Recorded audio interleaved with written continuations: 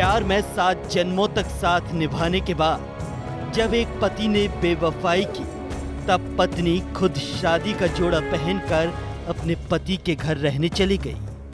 नई नवेली दुल्हन जब अचानक ससुराल पहुंच गई तो गांव वाले दंग रह गए। लेकिन ससुराल वाले घर में भी ताला बंद था और सभी लोग फरार हो गए थे। हालांकि दुल्हन भी अपनी जिद पर अड़ी रही और वो अब अपने ससुराल के दरवाजे पर धरने पर बैठ गई। पति की बेवफाई के बाद पत्नी ने उठाया कदम। ससुराल पहुंची शादी के जोड़े में। ससुराल में लगा था ताला तो दहलीज पर ही बैठ गई धरने पर। यह है शेखपुरा जिले के धरसेनी गांव की सुमन। सुमन का आरोप है कि उसकी पहली शादी लखीसराय में हुई थी, लेकिन उसका पहले से प्रेम संबंध शेखपुरा के गवई गांव के अमित कुमार से था, जिसकी वजह से सुमन अपने पति को छोड़कर अमित के साथ पंजाब चली गई।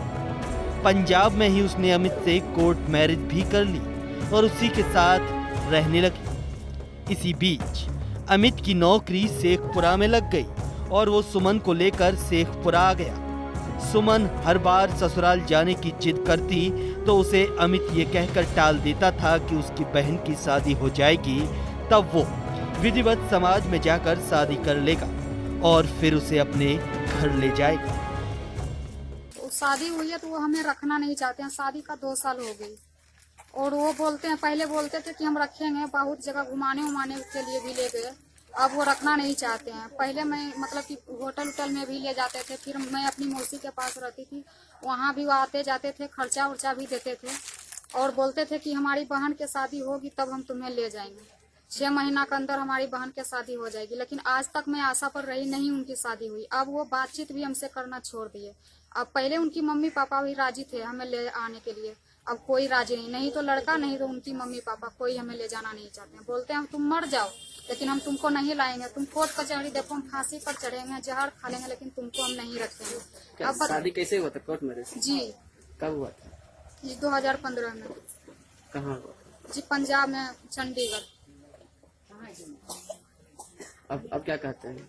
अब बताते हैं वो कि हम नहीं रखेंगे। मतलब पहले हमारी शादी कहीं और पापा छोटे बचपन में कर दिए थे, वहाँ से मतलब कि हमें झगड़ा उगड़ा हुई थी तो इस कारण मैं वहाँ नहीं रहती थी। पंजाब में मैं अपनी बुआ के पास रहती थी, तो इन्होंने हमारी मजबूरी समझ के हमारा भार उठाया कि हम तुम्हारा साथ देते हैं, हम जिंदगी भर तुम्हें रखेंगे, हम कोई दुख नहीं देंगे।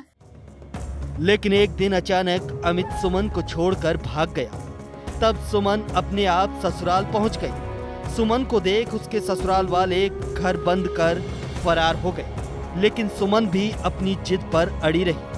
सुमन शादी का फोटो और कोर्ट का पेपर सभी को दिखाती रही। मारपीट करते थे उनका परिवार भी, वो भी। मैं उनको बोली कि मैं आपके साथ रहूंगी, आपके परिवार तंग करते हैं, तो वो बोले मैं अपने साथ नहीं रखूंगा।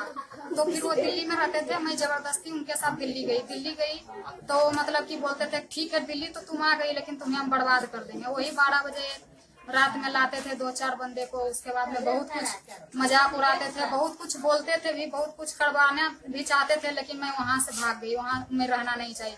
उस वक्त से मैं पंजाब में रहने लग गई बुआ के पास।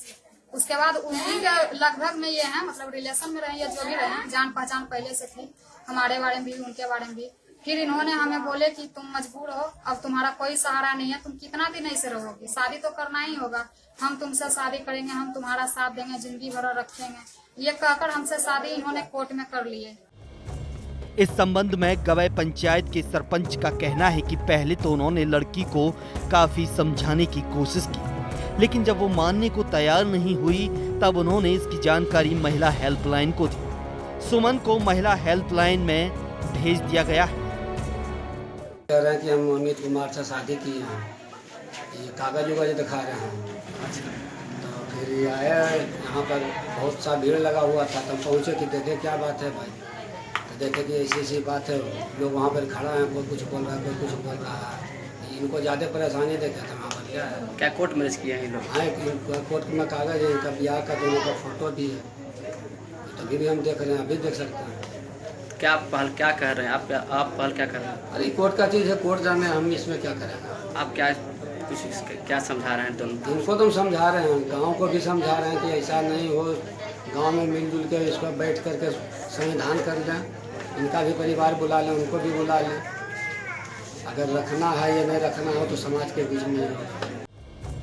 अब सवाल उठता है कि आखिर अमित कहाँ है? आखिर अमित के घर वाले कहाँ हैं? आखिर सभी कहाँ फरार हैं? सुमन कब तक अमित के घर पर बैठी रहेगी? क्या सुमन को इंसाफ मिल पाएगा? फिलहाल ये विषय जांच का है। गुनाह के लिए शेखपुरा से धर्मेंद्र कुमार की रिपोर्ट।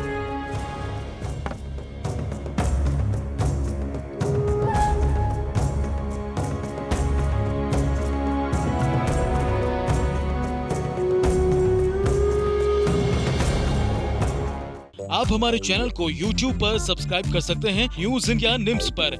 इसके अलावा आप ट्विटर पर भी हमें न्यूज इंडिया 17 पर फॉलो कर सकते हैं। फेसबुक पर आप newsindia.nimsuni पर हमें लाइक कर सकते हैं।